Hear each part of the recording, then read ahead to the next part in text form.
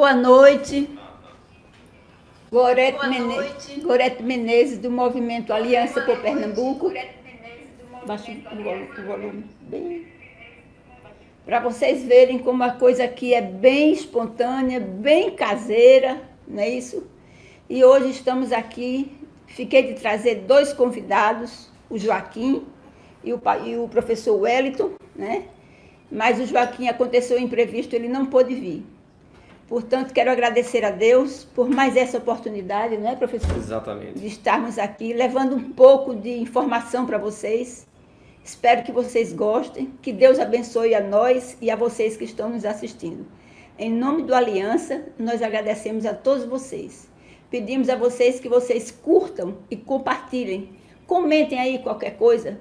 Desculpe a entrada, que não foi profissional, mas foi a entrada que Deus nos deu, não é isso? Nos permitiu fazer, né? Exatamente. Então, o nosso assunto hoje é sobre inflação, professor. Vamos começar. E eu quero que você faça numa linguagem mais doméstica. Sim. Mas para a gente que é doméstico, que é em casa, um trabalhador mais simples, para entender, né? Claro. Porque a gente escuta muitas lives por aí e tem aqueles termos técnicos, aqueles termos difíceis que a gente não consegue entender finalmente o que é inflação, né? O que bicho é esse que está... Né? O porquê do processo inflacionário. O que é que causa a inflação, né? Se é carne, se é gasolina, se é o Bolsonaro, se é o governo que não faz. Comece explicando para a gente, pastor. Não deixa de ser que ele prega a palavra também. Comece a explicar para a gente o que é inflação, né? E diga o porquê que ocorre a inflação. Deixa eu me apresentar, né? Se apresente. Bom, gente, eu sou o professor Wellington Santos, tá? Sou graduado em matemática. Sou, graças a Deus, pós-graduado em finanças e controladoria, por isso dou aula de economia. Sou pós-graduado em petróleo e gás e também pós-graduado em projetos. E a gente desenvolve todo esse trabalho acadêmico, né? Também político, né? Eu sou presidente da Direita Conservadora de Pernambuco e a gente tem todo o interesse, sabe, Gorete, em discutir essas questões para que a gente possa... Eu costumo dizer o seguinte: conhecimento liberta. O conhecimento é a chave, tá? Fundamental para o crescimento de uma sociedade. Então, você me perguntou aí por que a gente está vivendo um problema inflacionário. Eu quero que você diga assim, o que é inflação? O que é inflação? Vamos lá. E o porquê que a inflação. Vamos lá. Existem três tipos básicos, nem toda inflação é igual. Eu posso dizer em linhas mais, como você pede, linhas uma linguagem bem fácil de entendimento, que existem três tipos básicos de inflação. Eu tenho a inflação de demanda. O que é inflação de demanda? É quando eu tenho muitas pessoas querendo comprar um produto e tenho poucos produtos para vender. Tipo, por exemplo, se você quer comprar uma caneta, você está na sala de aula, aí a caneta tem que ser feita com canetinha preta. Aí você esqueceu a sua caneta preta. Vestibular, né? Tem que ser caneta preta. Preta. Aí o sujeito que está lá vendendo a caneta, ele está vendendo muito mais caro do que o sujeito que vende lá na papelaria. Porque naquele momento você precisa da caneta e você não tem ela disponível, muitas pessoas vendendo. Ou seja, há muita gente querendo comprar e há uma oferta menor, uma oferta reduzida. Então, isso é um processo inflacionário de demanda. De demanda. Né? Certo. Eu tenho uma inflação... Que a gente pode dizer, desculpa me perguntar, isso é a inflação... É a lei da oferta e da procura. Lei da oferta e da procura, que eu acho que dos aproveitadores. Mas não é só aproveitadores, existem outros conceitos. Porque quando também eu tenho realmente uma produção menor, o custo é maior.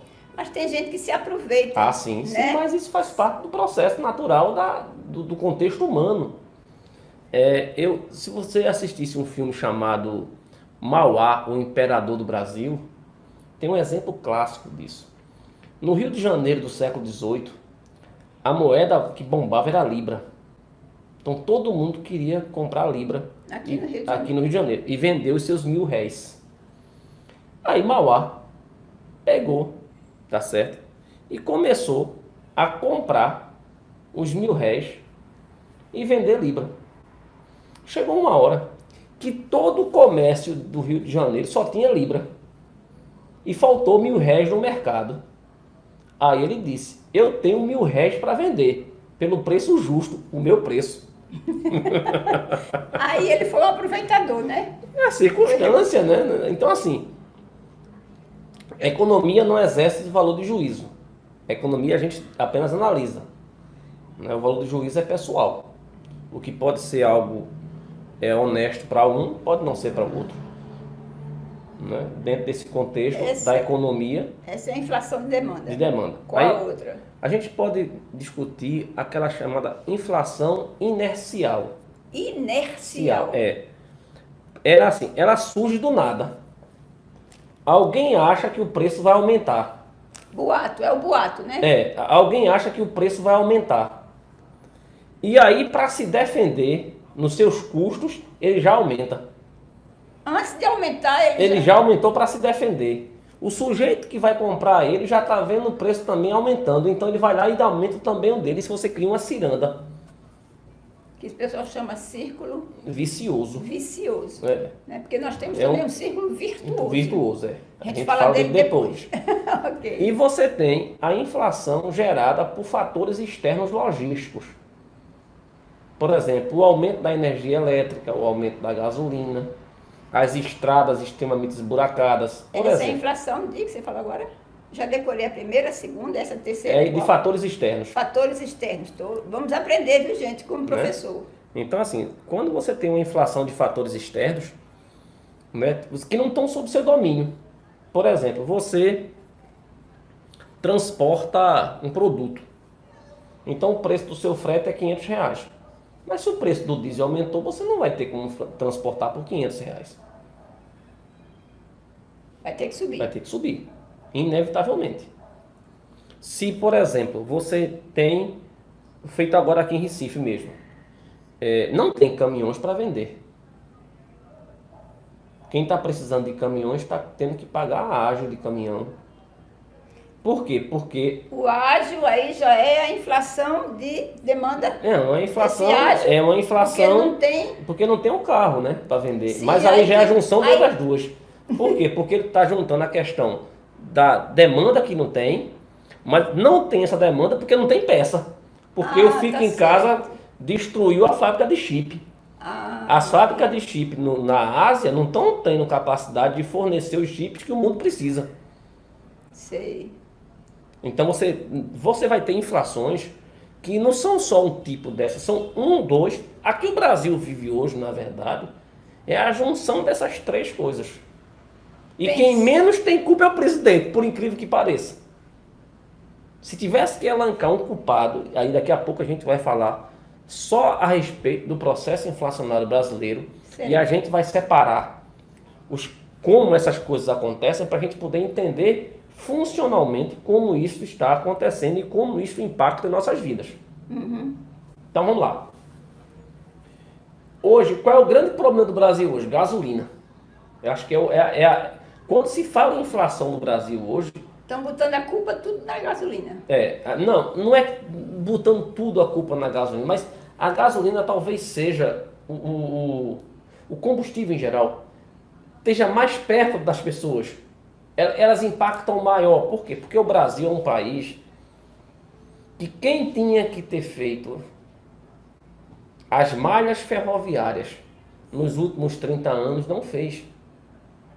É outro problema que a gente vai abordar daqui a pouco. Eu não sei se vai ter tempo, uma hora só vai ser suficiente, mas vamos tentar construir isso. Vamos lá. Combustível. De quem é a culpa do aumento do combustível? Bom, para que a gente possa entender isso, a esquerda diz que é do Bolsonaro.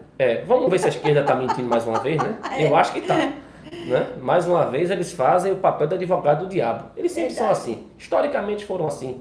Pergunta para eles se Joseph Stalin matou 5 milhões de ucranianos. Ele vai dizer que não. Ele vai dizer que não, mas os registros históricos russos mostram. Eu tenho um vídeo, inclusive em preto e branco, de pessoas que perderam tudo, que foram molestadas.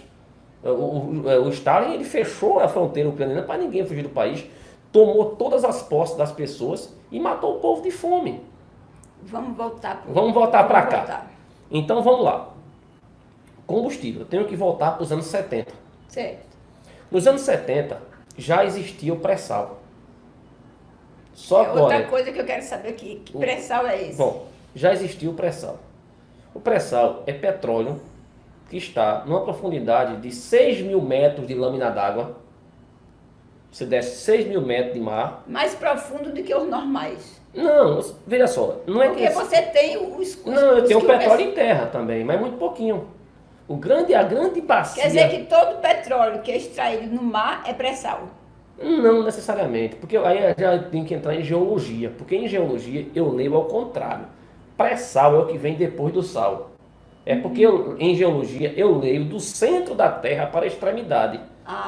Aí o pré-sal, ou seja, o pré-sal está aqui, ó, aqui está o petróleo, aqui está uma camada de sal enorme, aqui está a terra, barro, areia, aquela areia branquinha do mar, o mar subindo 6.000 metros para cima. Então, a grande mentira da esquerda é que Lula descobriu o pré-sal. Isso é a primeira fake news do Brasil. O pré-sal foi descoberto no governo de Emílio Garrastazu Médici. Só que naquela época, todo mundo sabe, não existia internet. Então não tinha como manter um robô de equipamento descendo 3, 4 mil metros. Porque não está só a 6, ele está a 2, a 3, a 4, a 5. Ele vai adentrando em direção ao oceano. Sim.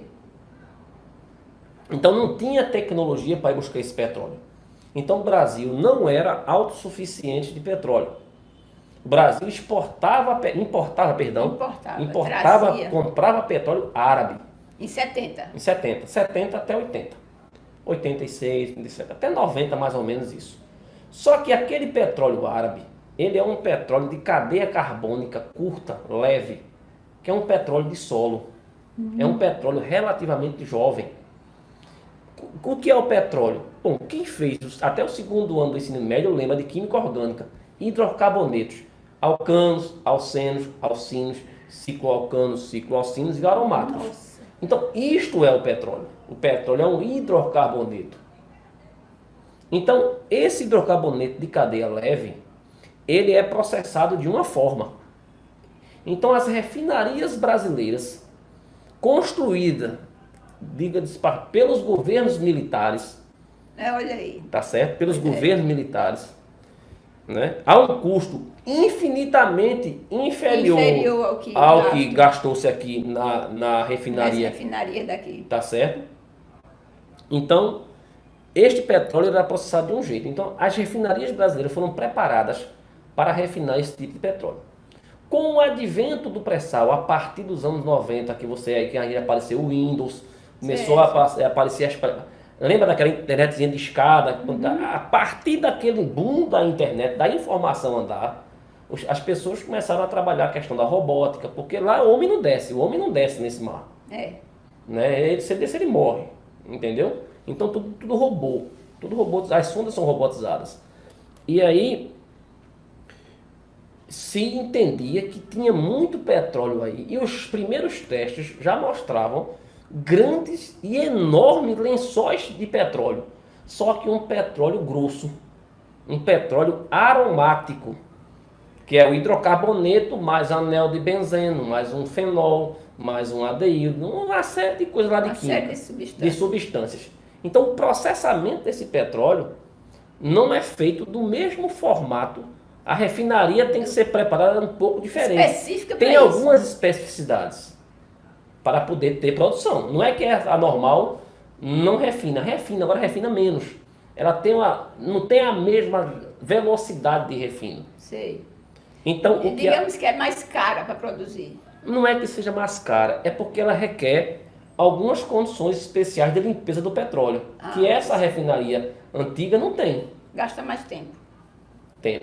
E capacidade ociosa. É o que se não tem. E tempo é dinheiro. Tempo é dinheiro. Então o que acontece?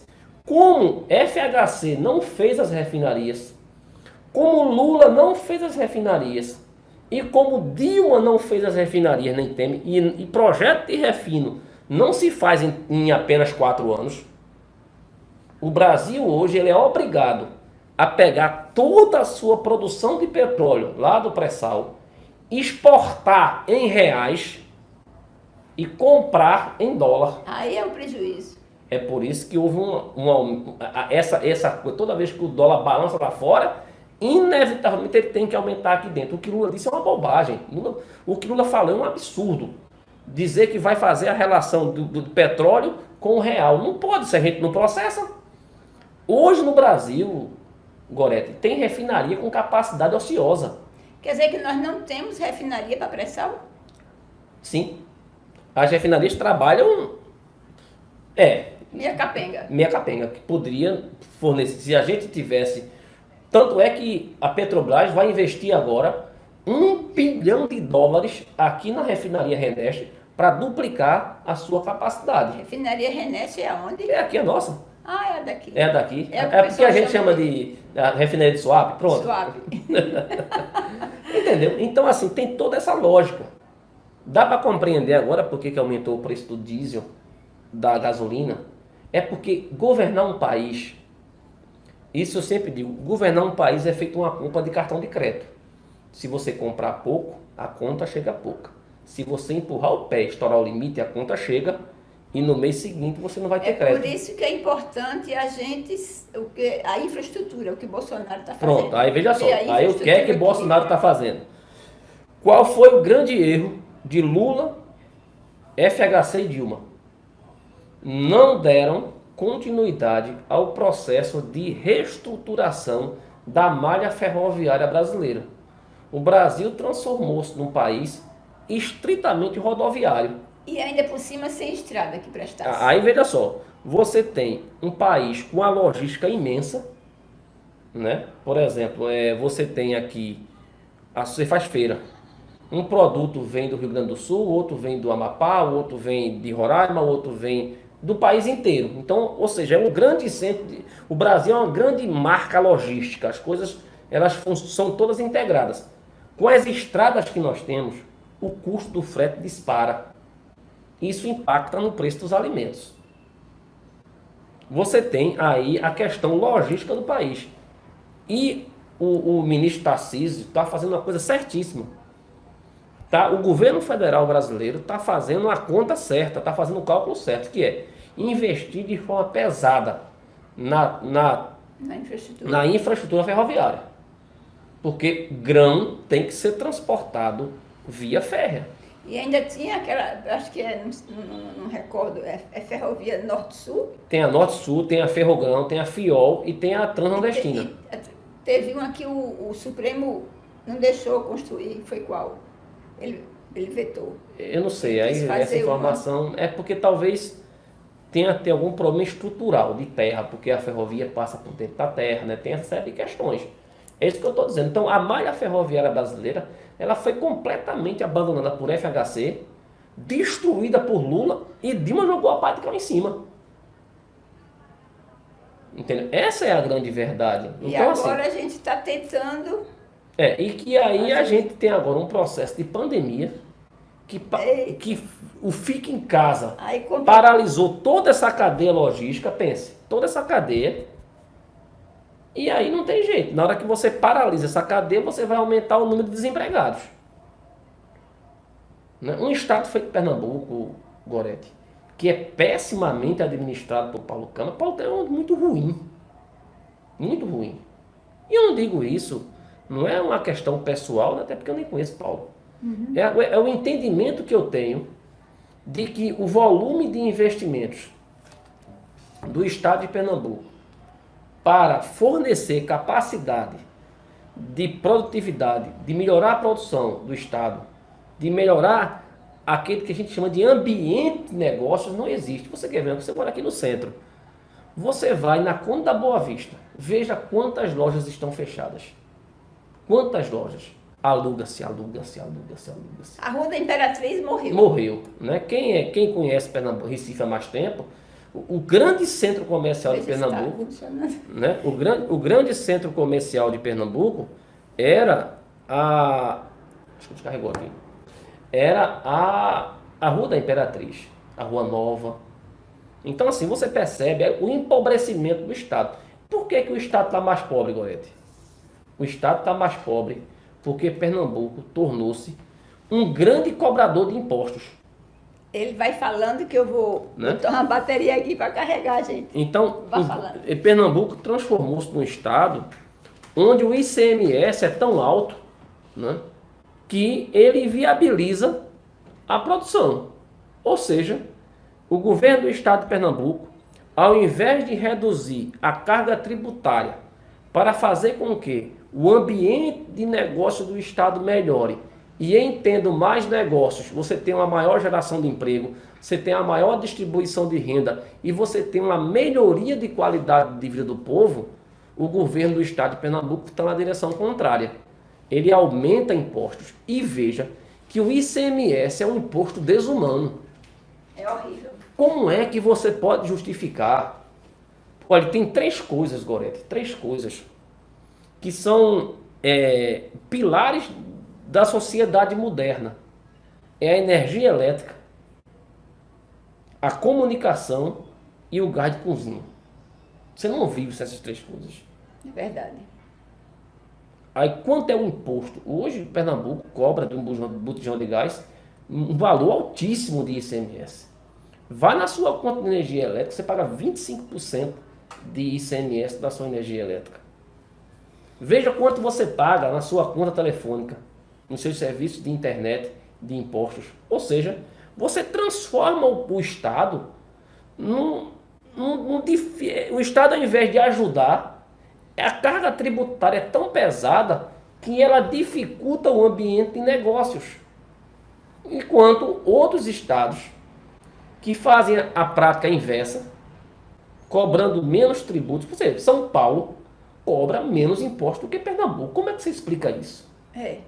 Né? Então, assim, Goiás cobra uma taxa, uma cobrança de impostos menores. Então, assim, são essas questões que estão diretamente ligadas à inflação, a desemprego e à qualidade de vida. Ou seja, Pernambuco necessita de um novo projeto. Por exemplo, eu vou dar um exemplo de como isso pode funcionar. Se eu fosse governador de Pernambuco, quando a Fiat veio para cá, no contrato da Fiat, no aceite da Fiat, teria uma cláusula. A Fiat ia ser obrigada, junto com a Universidade de Pernambuco, a montar um curso superior de engenharia mecânica dentro da Fiat. Ou seja, a Fiat... Formar técnicos, né? Técnicos e engenheiros, técnicos mecatrônicos, técnicos de solda. Ou seja, das diversas áreas de atuação. Você já imaginou uma Fiat produzindo ali e tendo dentro dela uma escola técnica e uma faculdade? Ela ia jogar no mercado 150, 200, 300 jovens a cada ano. Aí você leva isso para a Suape. Quantas empresas poderiam fazer isso? A Petrobras poderia ter feito esse acerto. Tu tá compreendendo? Então, assim, me parece que falta em Pernambuco. Primeiro que eu acho que os deputados federais de Pernambuco são muito fracos. Federais e estaduais também. Estaduais a gente consegue tirar algumas pessoas, pinçar algumas pessoas, e aí eu posso até citar alguns nomes. Eu gosto muito de Clarissa, gosto muito de Feitosa. Eles têm uma postura muito boa, entendeu? Mas deputados federais, tem alguns conservadores, mas eles não conseguem dar esse start que o Estado precisa. Então, assim, Pernambuco... Não tem interesse, na realidade, eu não vejo nenhum deputado federal com esse interesse, não, porque eles estão preocupados hoje em derrubar o governo federal. Em se né? reeleger. A maioria tem alguns da bancada aí, mas eu não consigo entender o seguinte, sabe?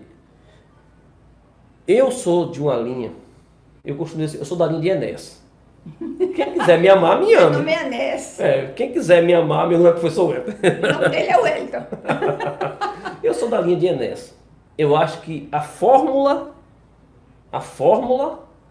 para salvar esse país é a fórmula, primeiramente, fé em Deus, né? E humana, no plano físico humano, é o conhecimento. E o conhecimento que liberta, não o conhecimento que escraviza. Eu sou professor há mais de 30 anos. E digo uma coisa a você, infelizmente em Pernambuco, nós não temos um direcionamento para a produção.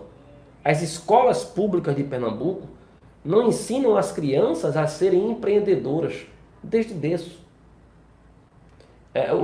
Em Pernambuco, todo mundo quer ser funcionário público. E o governo tem essa capacidade de absorver tudo? Não tem. O governo não tem essa capacidade, ele não tem como. Então, assim, pensa que tem que ter os funcionários públicos, é lógico. Através das prefeituras, ele tem o quantitativo que é suficiente para reelegê-los. Né? Então, assim, você percebe que há uma discussão muito interessante nessa questão. Veja como as coisas são interligadas. Não existe um processo inflacionário, um processo de desemprego, um processo de perda de qualidade de vida que não seja integrado. Agora, diga uma coisa de maneira mais simples ainda, eu entendi. Obrigado. Mas eu conheço pessoas que ainda não, eu tenho certeza que não conseguiria entender, né? Uma coisa, se o petróleo, você já explicou no começo, mas vamos esmiuçar mais. Se o petróleo é nosso, é tirado daqui, né? A Petrobras é nossa, é tirada daqui. Nós temos refinaria aqui. E por que, você falou que é o ICMS, e por que a gente não consegue, o que é que o povo, o que é que a gente pode fazer, né, para tentar ajudar o governo, para a gente tentar conseguir, a gente pode fazer alguma coisa para conseguir uma inflação menor? Qual é o comportamento que a gente deve ter para tentar uma inflação menor de gasolina, por exemplo? O problema do combustível não tem como. A solução que se tem, né, é investir nas refinarias a longo prazo. Né? Quando o Bolsonaro agora privatizou uma refinaria na Bahia, está trazendo árabes para investir aqui. Então eles vão lá e vão reformar aquela refinaria, vão dar ela um outro traçado, dinheiro privado. O que precisa fazer é trazer o setor privado para dentro do ambiente de petróleo. Uhum. Né? A Petrobras é interessante, é importante, não é para vender, tá? Mas a Petrobras ela não pode ter o domínio único das coisas. Tem que ter a alça do capital privado junto com o capital público para juntos fazerem um desenvolvimento de ativos, tá? De novas refinarias no país. Falta concorrência, então, nesse caso. Não é só concorrência. É que falta o que a gente chama de... não é bem concorrência o nome. Mas aqui a gente vê, o pessoal chama de cartel. Né? Na verdade, veja só, os Estados Unidos é a maior democracia do mundo. E não tem petrolífera do Estado. É tudo privado. E funciona tudo bem lá. Então, e ele tinha, eles agora, eu vi na rede que eles agora tinham muito petróleo estocado. Aí soltaram para poder baixar o preço. Né? Tanto é que eu acho... Que a gente não podia fazer isso. Mas a gente não tem esse estoque. Não tem. A gente não Mesmo tendo petróleo... Entenda, esse estoque que ele tem lá é um estoque refinado. Eu não tenho esse, eu tenho um petróleo cru. Que vende em real para comprar em dólar. Aí é complicado. Ou comprar gasolina e diesel em dólar, ou comprar petróleo mais leve para poder processar aqui. Professor, eu vou marcar outro dia com você, que eu estou com medo de... O tempo já está estourando? Não está não. Muito pelo contrário. Que hora é essa? 8h30. Não está não. É porque eu acho que a bateria vai acabar. Como a gente não tem uma pessoa ali, no outro lado da câmara, assessorando a gente, né? Quero deixar um abraço para todos que estão nos assistindo. Infelizmente, a gente não pode estar vendo quem está assistindo a gente, né, professor? Para deixar... Depois dá uma olhadinha. Depois a gente dá uma olhadinha.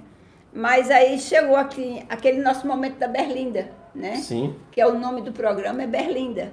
Nós trazemos uma personalidade, e era você e o Joaquim que ia dizer por que essa criatura está na Berlinda, né? Como o Joaquim não está... Joaquim, seu lugar está guardado aqui, viu? Você vai vir outro dia. No lugar de Joaquim, ninguém, né? Hoje não tem ninguém. Então eu já vou dizer, aqui quem é. Olha, a criatura de hoje, que está na Berlinda,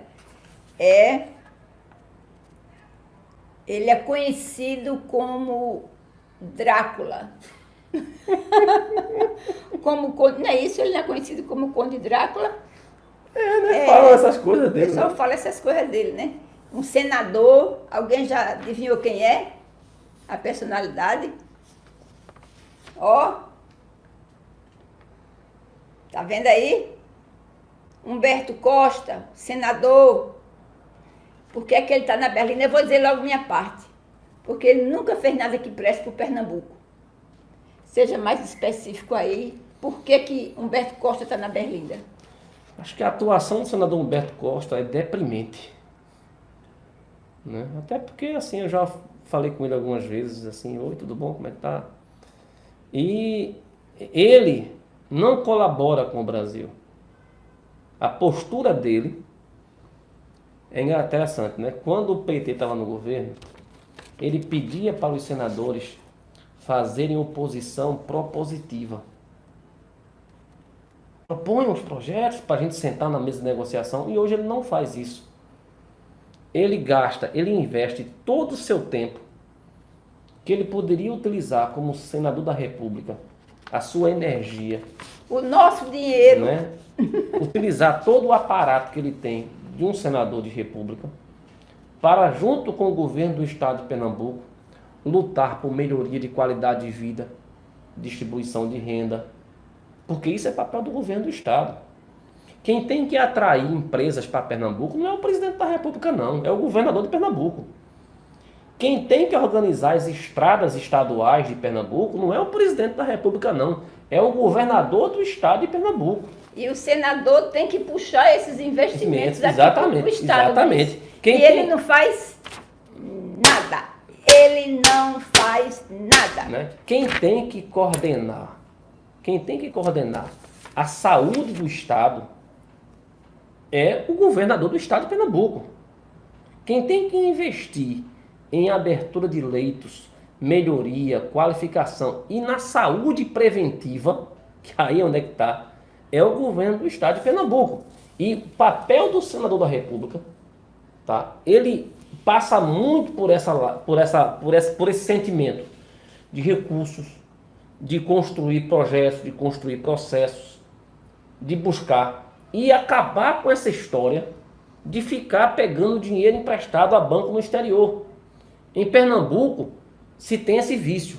Se você for na Controladoria Geral do Estado e observar o tamanho da dívida pública de Pernambuco, você cai de costa. Meu Deus. Porque os projetos aqui, eles são feitos sempre com financiamento externo. E isso tem um custo.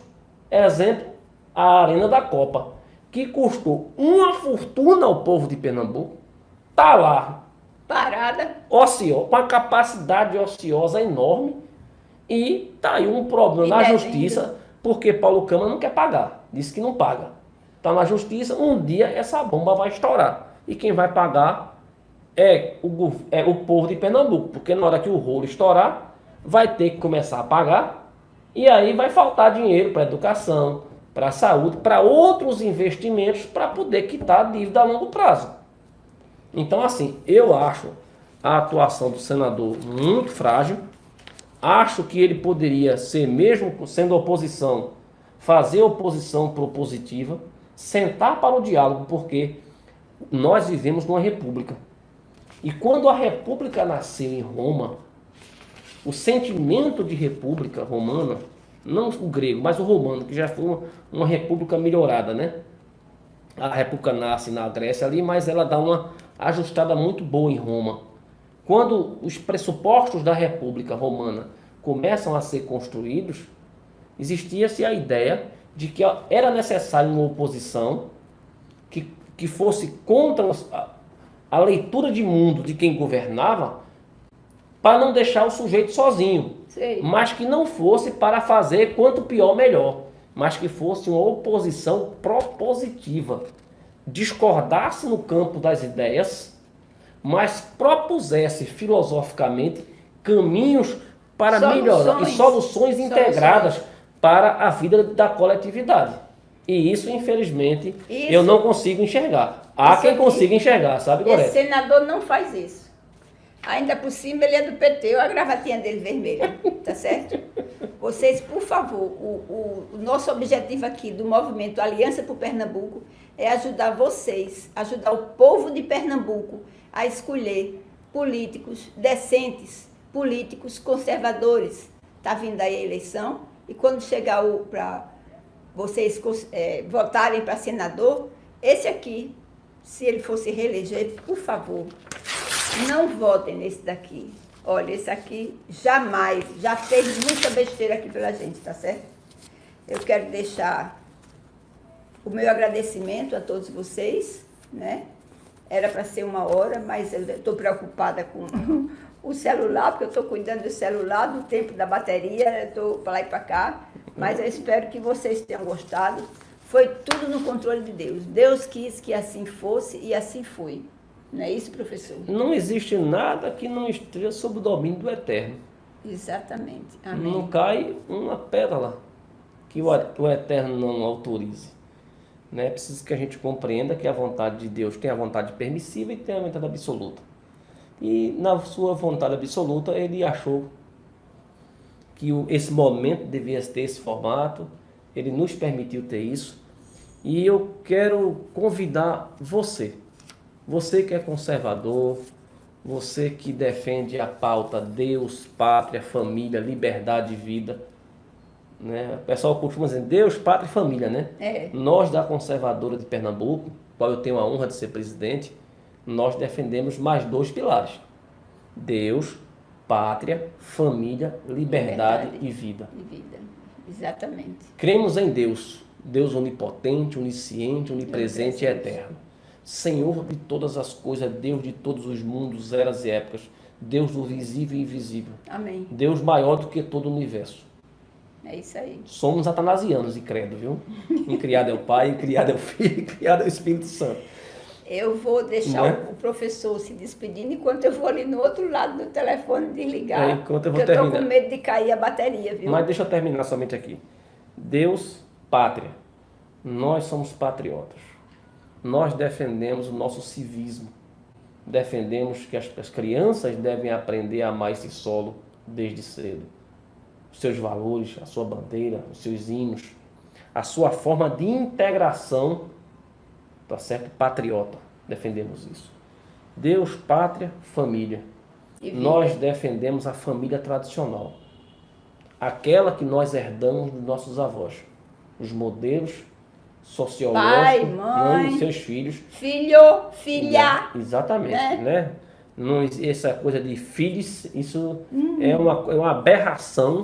Eu costumo dizer que linguagem neutra é um atentado contra a língua portuguesa, mas se você quiser marcar depois uma live para eu explicar a você o que é a linguagem neutra, eu vou dizer logo agora o que é a linguagem neutra. A linguagem... Eu tô com medo de dar tempo. Não, mas dá tempo.